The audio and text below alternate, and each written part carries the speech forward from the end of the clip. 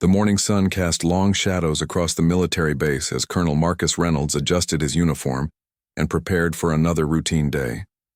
The base gates stood firm and imposing, manned by young soldiers who took their duties seriously.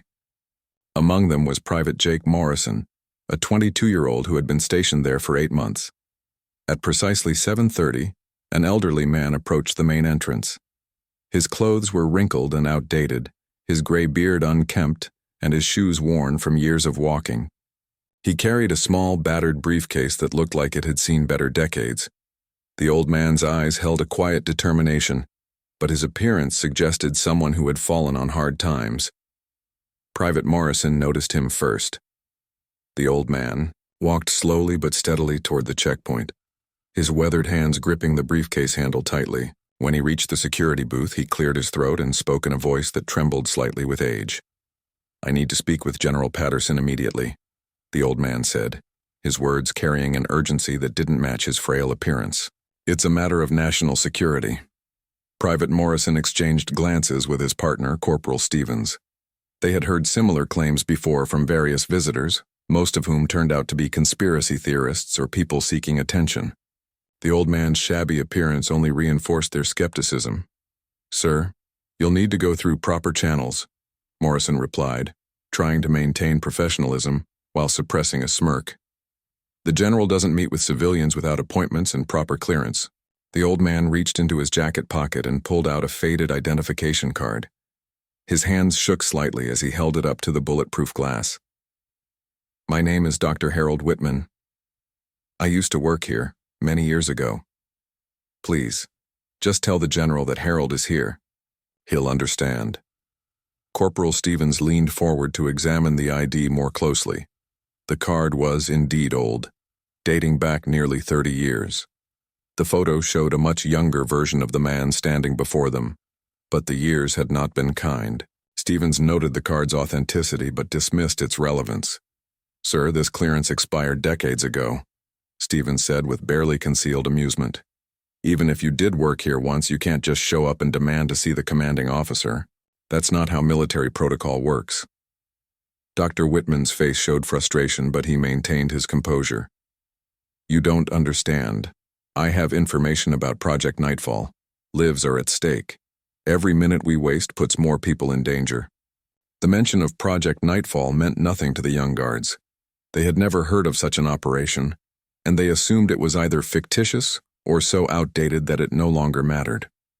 Their training had prepared them to handle all sorts of unusual visitors, and this seemed like just another case of an elderly person living in the past. "Look, old man," Morrison said, his patience wearing thin. "I don't know what kind of stories you've been reading, but this isn't some spy movie.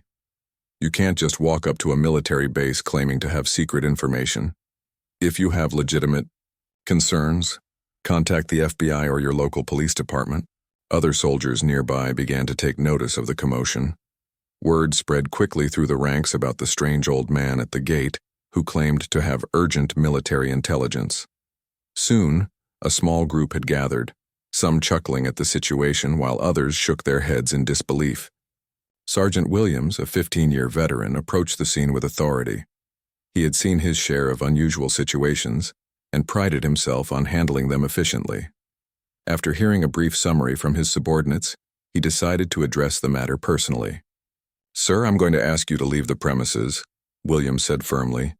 "You're causing a disruption and we have real security matters to attend to. If you don't comply, we'll have to escort you off the base." Dr. Whitman's eyes showed desperation as he realized his pleas were falling on deaf ears. He knew that somewhere in the base, General Patterson was going about his daily routine, unaware that his old colleague stood just yards away with critical information. The weight of his knowledge pressed down on him like a physical burden. "Please," Dr. Whitman said, his voice breaking slightly. "Just make one phone call. Tell General Patterson that Harold Whitman is here with urgent information about the Moscow incident. He'll know what it means." The guards exchanged more skeptical glances. The Moscow incident sounded like something from a Cold War thriller, further cementing their belief that they were dealing with someone whose grip on reality had loosened with age. They had no way of knowing that their dismissive attitude was preventing the delivery of intelligence that could save countless lives. As the minutes ticked by, Dr. Whitman's frustration grew. He had traveled hundreds of miles to reach this base, using the last of his savings for transportation. His information was time-sensitive, and he knew that each passing moment brought them closer to a catastrophe that could have been prevented. The irony of the situation was not lost on him. Here he stood, a man who had once held the highest security clearances and had contributed to some of the military's most classified projects, being treated like a vagrant by soldiers young enough to be his grandchildren. But he also understood their position.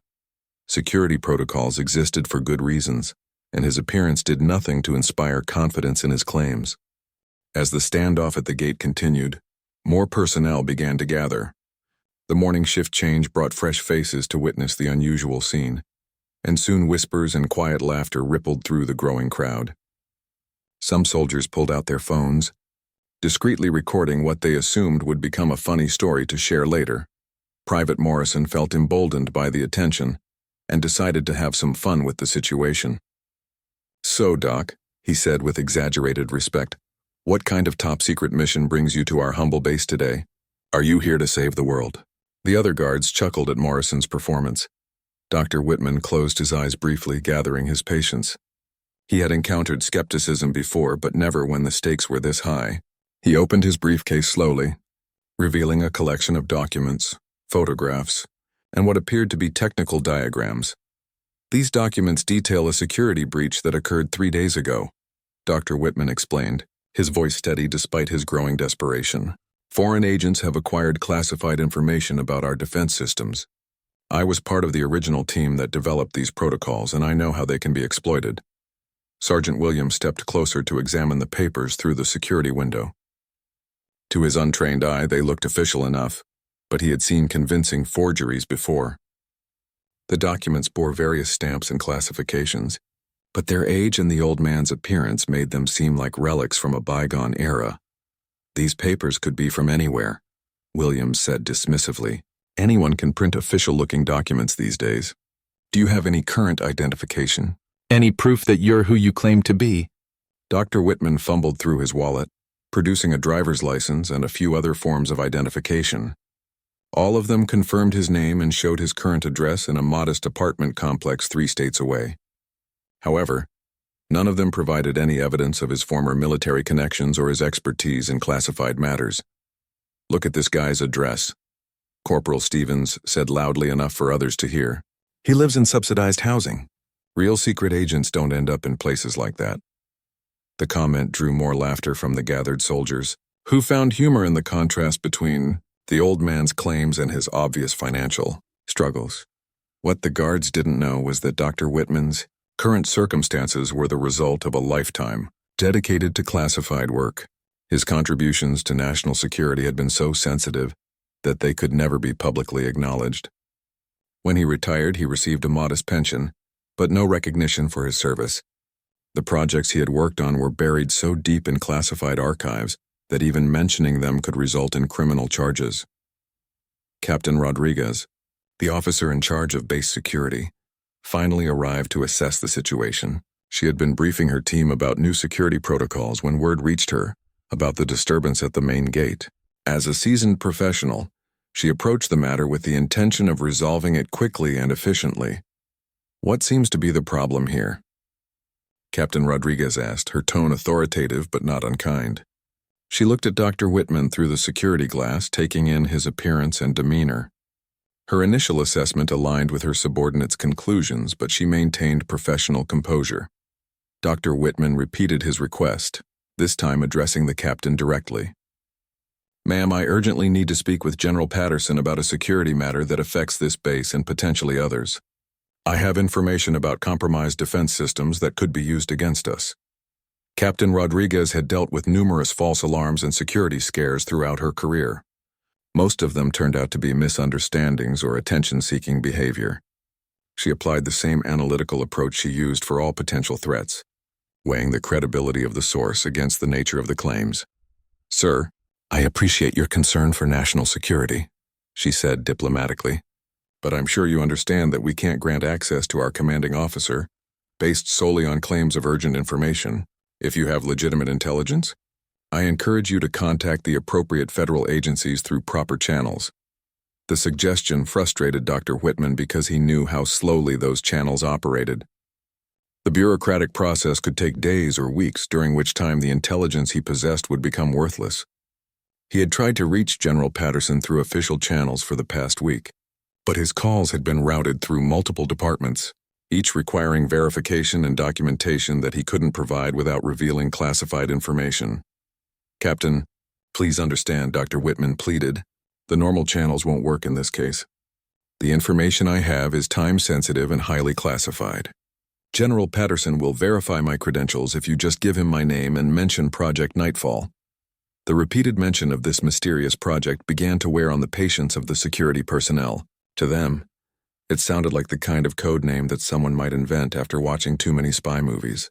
None of them had heard of Project Nightfall in any of their briefings or training sessions. Private Morrison decided to escalate his mockery.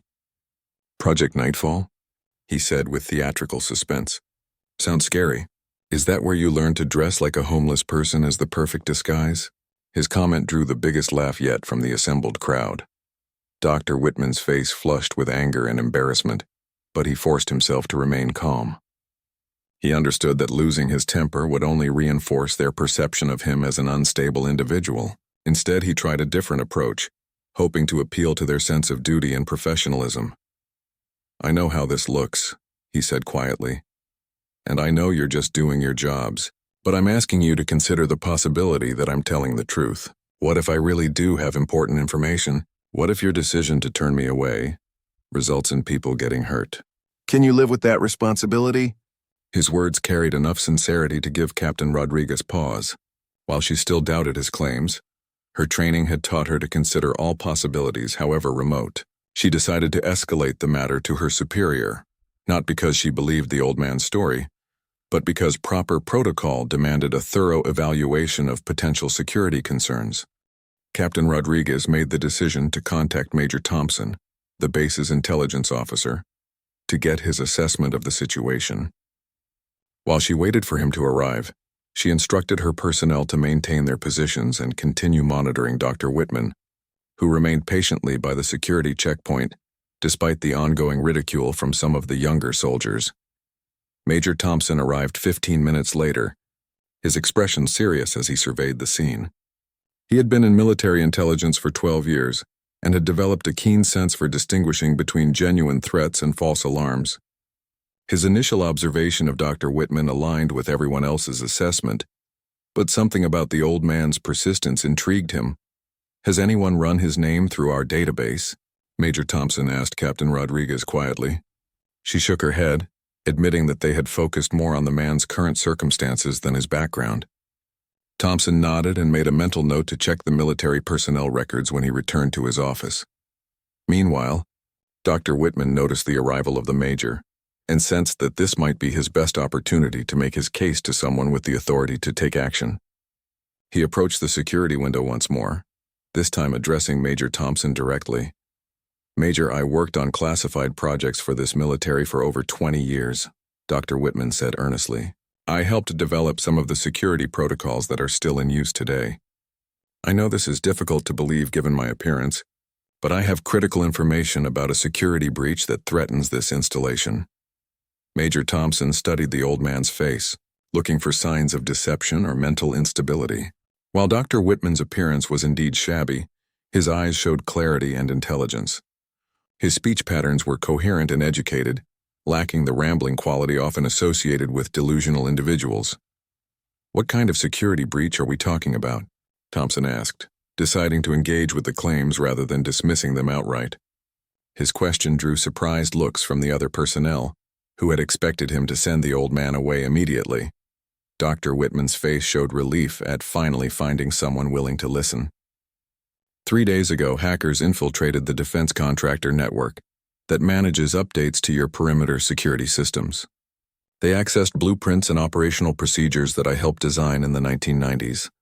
Those systems haven't been updated significantly since then, which means the vulnerabilities I identified back then still exist. The specificity of the claim caught Major Thompson's attention. Unlike the vague references to national security that they had heard earlier, This statement contained actionable details that could be verified. However, he remained cautious about accepting the information at face value. How would you know about a breach that occurred 3 days ago? Thompson asked. If you're no longer connected to military operations, how did you obtain this intelligence? Dr. Whitman hesitated, knowing that his answer would sound even more unbelievable than his previous claims. I maintain contact with former colleagues who still work in classified programs.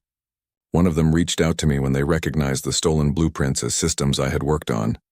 They couldn't report it through official channels because of jurisdictional complications, so they asked me to bring the information here directly. This explanation raised more questions than it answered. Major Thompson wondered why a current military employee would bypass established reporting procedures to contact a retired contractor. The story seemed unnecessarily complicated, which often indicated deception or confusion. Private Morrison, emboldened by what he perceived as the Major's skepticism, decided to interject with another mocking comment. So let me get this straight, Doc. Secret agents are calling you at home to report security breaches? Do they also ask you to save the world on weekends? The laughter that followed Morrison's joke was more subdued than before, as some of the personnel began to sense Major Thompson's serious interest in the conversation. However, the damage to Dr. Whitman's credibility was becoming more pronounced with each passing moment. Dr. Whitman pulled out his cell phone and showed the screen to Major Thompson. I can prove that I received a call from Langley 3 days ago. The number is in my call log, and you can verify it belongs to someone with the appropriate clearance. Major Thompson examined the phone screen through the security glass. The call log did indeed show a number with a Virginia area code, and the timing matched Dr. Whitman's claims. However, phone records could be easily manipulated, and even legitimate calls didn't necessarily validate the content of the conversation. As the discussion continued, Dr. Whitman became increasingly agitated by the delay. He knew that the information he carried had a limited shelf life, and every hour that passed reduced its value. The hackers who had obtained the blueprints were likely already analyzing them to plan their attack. Major, I understand your caution, Dr. Whitman said urgently, but while we're standing here debating my credibility, hostile forces are studying the vulnerabilities in your defensive systems. They know exactly where your blind spots are, and they're planning to exploit them. The old man's distress seemed genuine, but Major Thompson had seen convincing performances before. Mental illness could manifest in ways that made false beliefs appear completely real to the affected individual. He decided to probe deeper into the technical aspects of the claims to assess their validity. You mentioned vulnerabilities in our perimeter security, Thompson said. Can you be more specific about what those weaknesses are? Dr. Whitman glanced around at the crowd of soldiers listening to their conversation. The information is classified. I can't discuss technical details in an open forum like this. That's exactly why I need to speak with General Patterson in a secure environment. This response frustrated Major Thompson because it prevented him from evaluating the substance of the claims. However, he also recognized that a truly knowledgeable person would be reluctant to discuss classified information publicly. The contradiction left him uncertain about how to proceed. Captain Rodriguez, who had been observing the exchange, decided to offer a compromise. Sir, if you're willing to submit to a security screening and background check, we might be able to arrange a brief meeting with someone who can evaluate your information properly. Dr. Whitman agreed immediately, grateful for any progress toward his goal. However, he warned them that a thorough background check could take hours or days to complete, during which time the intelligence he possessed might become obsolete. He pleaded with them to contact General Patterson directly, emphasizing that the general would recognize his name and vouch for his credibility. While the debate continued at the main gate, General Patterson sat in his office reviewing intelligence reports from various global hotspots. At 62 years old, he had served his country for nearly 4 decades and had developed an intuitive sense for recognizing patterns in seemingly unrelated events. This morning, several reports had crossed his desk that troubled him deeply. The general's aide, Lieutenant Colonel Sarah Chen, knocked on his door and entered with a stack of classified communications. Among them was a priority message from the Pentagon's Cyber Command that had arrived just minutes earlier. As Patterson read the document, his expression grew increasingly grim. The message detailed a sophisticated cyber attack that had compromised several defense contractors over the past week. The hackers had specifically targeted companies that managed security systems for military installations, suggesting a coordinated effort to gather intelligence about base vulnerabilities. What made the situation particularly concerning was the precision with which the attackers had identified and accessed the most sensitive information. General Patterson immediately thought about his own base's security systems. Many of them had been installed or upgraded in the 1990s and early 2000s, during a period when cybersecurity was not yet the priority it had become in recent years. He made a mental note to review the base's defensive capabilities and identify potential weak points that hostile forces might exploit. As he continued reading, Patterson noticed references to stolen blueprints and operational procedures that dated back several decades. The documents mentioned that the compromised files included work from various contractors and military personnel who had contributed to base security designs. A chill ran down his spine as he realized that his own installation might be vulnerable to the type of attack described in the intelligence report. Lieutenant Colonel Chen observed her commanding officer's growing concern and asked if there was anything she could do to assist. Patterson handed her the classified message and asked her to coordinate with the base's cybersecurity team to conduct an immediate assessment of their defensive systems. I want to know if any of our contractors or former personnel have been contacted about this breach, Patterson instructed. If someone has intelligence about our vulnerabilities, I need to know about it immediately. At the same time, Major Thompson had returned to his office to run Dr. Whitman's name through the military personnel database. What he found surprised him significantly. Harold Whitman had indeed worked for the military in various capacities from 1975 to 1998, holding security clearances that granted him access to some of the most sensitive projects of that era. The records showed that Whitman had been involved in designing security protocols for multiple military installations, including the base where he now stood waiting at the gate. His expertise had been in physical security systems, electronic surveillance, and defensive perimeters. Most importantly, his record showed no disciplinary actions, security violations, or reasons to question his loyalty or competence. Major Thompson felt a knot forming in his stomach as he realized they might have been dismissing someone with legitimate credentials and potentially vital information. He immediately called Captain Rodriguez to share his findings and recommend that they reconsider their approach to the situation. Rodriguez, we need to take this more seriously, Thompson said urgently. This guy's background checks out. He really did work on classified projects, and his expertise matches exactly with what he's claiming to know about. Captain Rodriguez felt her own sense of unease growing as she absorbed this information. She looked out toward the gate where Dr. Whitman still waited patiently, despite nearly 2 hours of ridicule and dismissal from her personnel. The old man's persistence began to take on a different meaning in light of his verified background. Meanwhile, Dr. Whitman had been growing increasingly desperate as he watched precious time slip away. He knew that the hackers who had obtained the classified blueprints were likely working around the clock to plan their attack. Every hour that passed gave them more time to identify weaknesses and develop strategies to exploit them. He decided to make one final attempt to convey the urgency of his information. Approaching the security window again, he addressed the guards with renewed determination.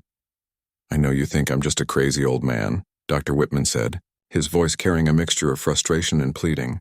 But I'm telling you that people are going to die if you don't let me speak with General Patterson. The hackers who breached those defense contractor systems are planning an attack on this base, and I know how they're going to do it. Private Morrison, who had been the most vocal in mocking the old man, felt a slight twinge of doubt as he observed Dr. Whitman's genuine distress. However, he was reluctant to abandon his skeptical stance after having made such a show of dismissing the claims.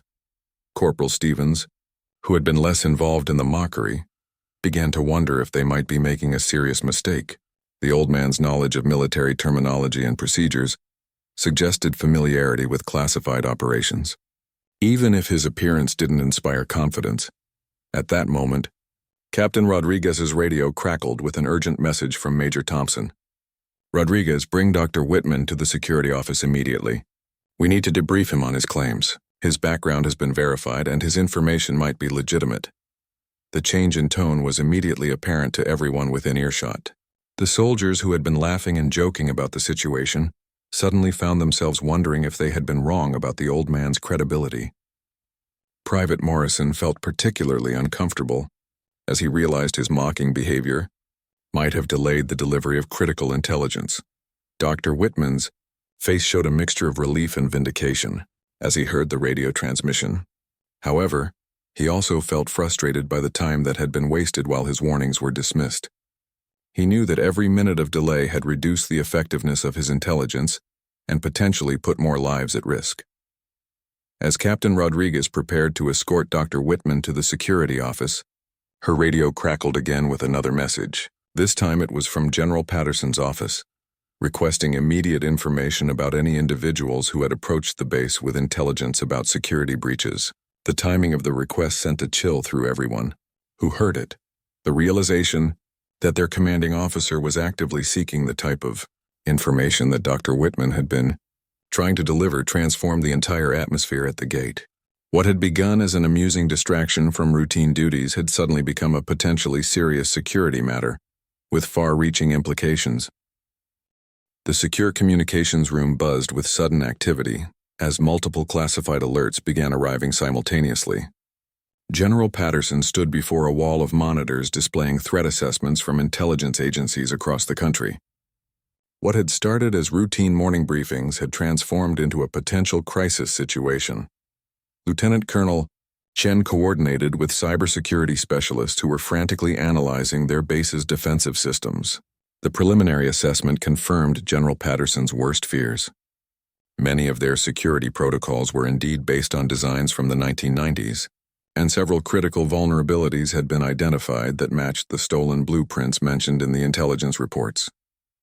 Sir, we're receiving reports that at least 6 other military installations are conducting emergency security reviews, Chen reported. It appears that the cyber attack was more extensive than initially believed, and multiple bases may be at risk. General Patterson absorbed this information while simultaneously trying to piece together the broader implications of the threat.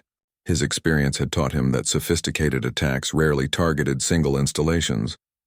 The coordinated nature of the intelligence gathering suggested that hostile forces were planning something much larger than an isolated incident.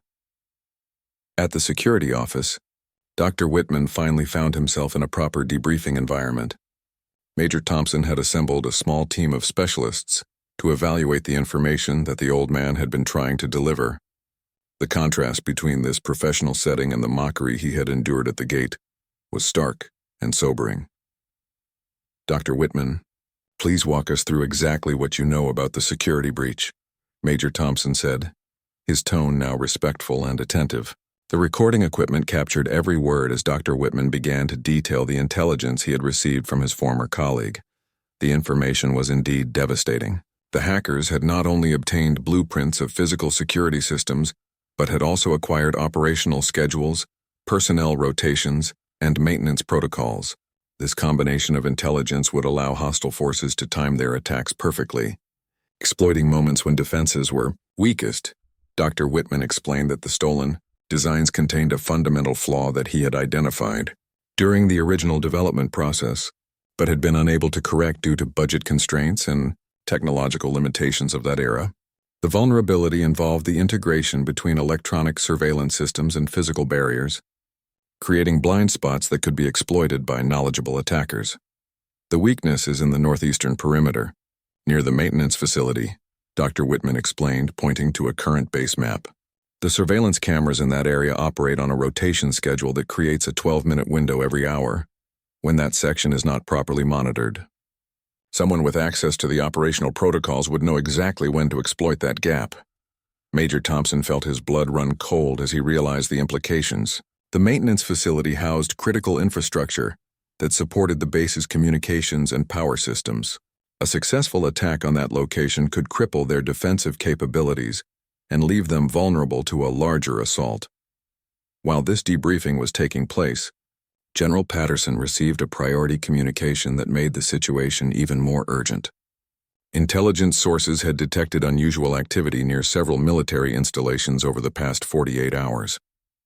Surveillance teams had observed unknown individuals conducting what appeared to be reconnaissance missions, suggesting that the stolen blueprints were already being used to plan physical attacks. The general immediately ordered heightened security measures for the entire base and requested additional personnel from neighboring installations.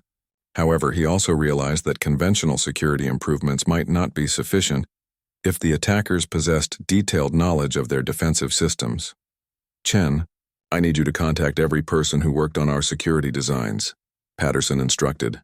"If there are vulnerabilities that aren't documented in our current assessments, I need to know about them immediately." Lieutenant Colonel. Chen began compiling a list of former contractors and military personnel who had contributed to the base's security infrastructure over the past 3 decades. Dr. Harold Whitman's name appeared prominently on that list, along with notations about his specific areas of expertise. As Chen prepared to make contact with these individuals, her assistant informed her that Dr. Whitman was already on the base, currently being debriefed by Major Thompson.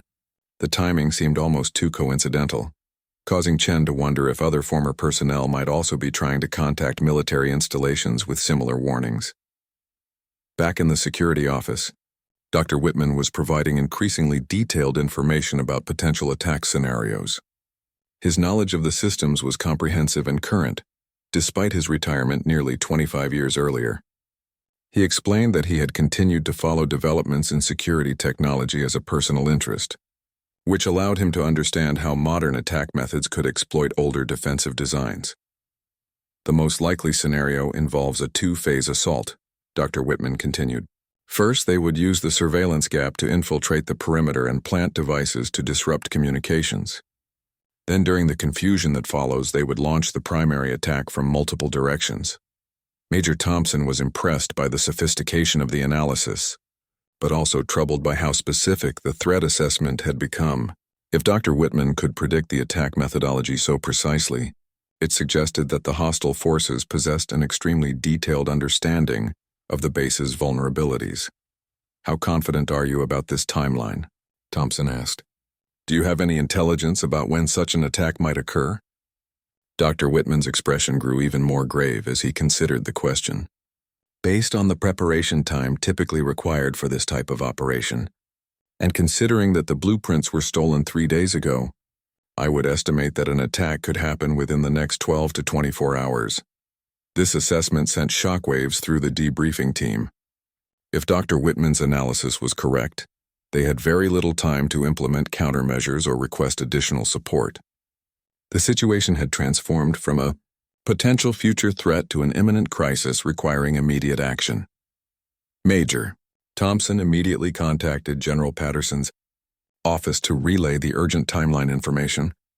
The base's alert status was elevated to its highest level, and all non-essential personnel were ordered to secure positions. The morning that had begun with routine operations had become a race against time to prevent a potentially catastrophic attack. As word of the situation spread throughout the base, the soldiers who had mocked Dr. Whitman at the gate began to understand the gravity of their earlier dismissiveness. Private Morrison, in particular, felt a heavy weight of responsibility as he realized that his ridicule might have delayed critical intelligence that could save lives. The command center erupted into controlled chaos as General Patterson coordinated the base's response to the imminent threat. Dr. Whitman had been brought directly to the general's office, where the 2 men worked together to develop countermeasures for the vulnerabilities that had been identified. The reunion between the old colleagues was brief but meaningful, as Patterson expressed both gratitude and regret for the delays that had occurred. "Harold, I should have known you would never approach this base without a damn good reason," General Patterson said as they reviewed the security assessments. "I'm sorry my people didn't recognize your credentials immediately." Dr. Whitman waved off the apology, focusing instead on the urgent task at hand. "We can discuss that later, Marcus. Right now we need to figure out how to protect this installation with the resources we have available." Working with the base's current security team, Dr. Whitman identified several immediate modifications that could be implemented to address the most critical vulnerabilities. His decades of experience with defensive systems allowed him to suggest creative solutions that maximize the effectiveness of existing equipment. The northeastern perimeter received immediate attention, with additional surveillance equipment deployed to eliminate the blind spots that Dr. Whitman had identified. Security patrols were increased and their routes randomized to prevent attackers from predicting guard movements. Most importantly, The maintenance facility was secured with additional personnel and backup communication systems. As these preparations continued, intelligence reports began confirming Dr. Whitman's predictions with alarming accuracy. Surveillance teams at other military installations reported detecting reconnaissance activities that matched the patterns he had described. The coordinated nature of these activities suggested that multiple bases were indeed facing simultaneous threats. At 1600 hours, motion sensors along the northeastern perimeter triggered the first alert. Security cameras, now properly positioned thanks to Dr. Whitman's guidance, detected 3 individuals attempting to infiltrate the base, using exactly the approach that had been predicted. The attackers appeared surprised to encounter the enhanced surveillance coverage that had not been present in the stolen blueprints. General Patterson watched the unfolding situation from the command center, maintaining constant communication with the security teams responding to the incursion. The modifications to their defensive systems were proving effective, as the intruders found themselves unable to exploit the vulnerabilities they had expected to find. All units, we have confirmation of hostile infiltration, Patterson announced over the base communication system. Execute Defensive Protocol 7 immediately. This is not a drill. The response was swift and coordinated. Security teams moved to predetermined positions while specialized units moved to intercept the infiltrators. The attackers, realizing that their intelligence was no longer accurate, attempted to abort their mission, but found themselves surrounded by personnel who had been positioned specifically to prevent their escape. Dr. Whitman monitored the situation from the command center, providing real-time analysis of the attackers' likely next moves based on his understanding of their intelligence and capabilities. His predictions proved remarkably accurate, allowing the security teams to anticipate and counter each tactical decision made by the hostile forces. They'll try to reach the communications array next, Dr. Whitman predicted, studying the tactical display. If they can't access the maintenance facility, they'll attempt to disrupt our ability to coordinate the defense. Additional security teams were immediately dispatched to protect the communications equipment, arriving just as a second group of attackers approached from the western perimeter. The precision of Dr. Whitman's analysis had allowed the base to stay one step ahead of the assault throughout its execution. Within 2 hours, all hostile forces had been captured or neutralized, and the base had successfully defended against what intelligence analysts later described as one of the most sophisticated attacks ever attempted against a military installation. The operation's failure was attributed directly to the last-minute intelligence provided by Dr. Whitman and the defensive modifications implemented based on his recommendations. In the aftermath of the successful defense, General Patterson convened a debriefing session to analyze the lessons learned from the day's events. Dr. Whitman participated as an honored consultant, his expertise having been vindicated in the most dramatic way possible. Private Morrison and the other guards, who had initially dismissed Dr. Whitman, were required to attend a special session focused on the importance of proper security protocols and the dangers of making assumptions based on appearances. Morrison, in particular, struggled with the knowledge that his mockery could have contributed to a catastrophic security failure. I want everyone to understand something, General Patterson addressed the assembled personnel. Dr. Whitman's shabby appearance and unusual approach to this base nearly cost us everything. If we had continued to dismiss his warnings, we would likely be dealing with casualties and compromised security instead of celebrating a successful defense. The general's words carried particular weight for the junior personnel who had treated the situation as entertainment rather than a potential security matter. The contrast between their initial assessment of Dr. Whitman and his actual credentials served as a powerful lesson about the importance of thorough evaluation and professional skepticism. Dr. Whitman, for his part, bore no grudges against the guards who had doubted him. He understood that their initial reaction was reasonable given his appearance and the unusual nature of his claims. However, he used the opportunity to emphasize the importance of maintaining security protocols, while also remaining open to unexpected sources of intelligence. In recognition of his crucial contribution to the base's defense, Dr. Whitman was offered a consulting position to help review and update security systems at multiple military installations. His experience with both the original designs and modern attack methodologies made him uniquely qualified to identify and address vulnerabilities that others might overlook. The events of that day became a case study taught at military academies and security training programs across the country. The story of the shabby old man who saved a military base from a sophisticated attack served as a reminder that critical intelligence can come from unexpected sources, and that appearances can be deceiving when national security is at stake. Years later, Dr. Whitman continued to work with military security teams, his expertise valued more highly than ever. The respect he had earned through his actions that day ensured that his future warnings would never again be dismissed based on assumptions about his appearance or circumstances.